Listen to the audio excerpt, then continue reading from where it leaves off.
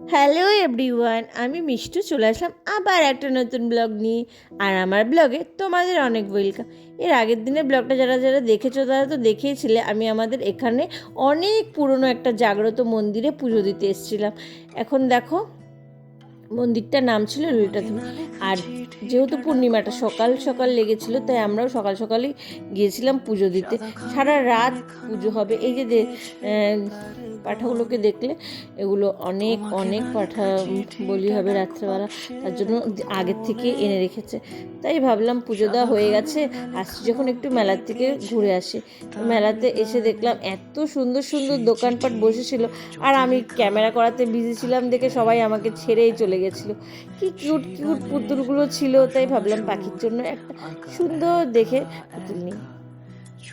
মেলাতে আসলে কার না ভালো লাগে বলো, যত রকমের জিনিস আছে সব কিছু মনে হয় নিয়ে যাই। বাট কী করব, এই এত কিছু নেওয়ার পরে আমার ব্যাগটা এত ভারী হয়ে গেছিলো যে আমার থেকে মনে হচ্ছিলো আমার ব্যাগের ওজনটাই বেশি হয়ে গেছে।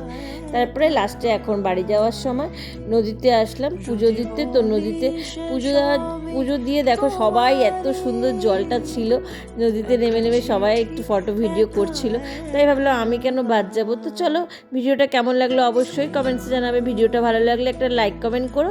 নেক্সট ব্লগে আবার দেখা হবে। টাটা।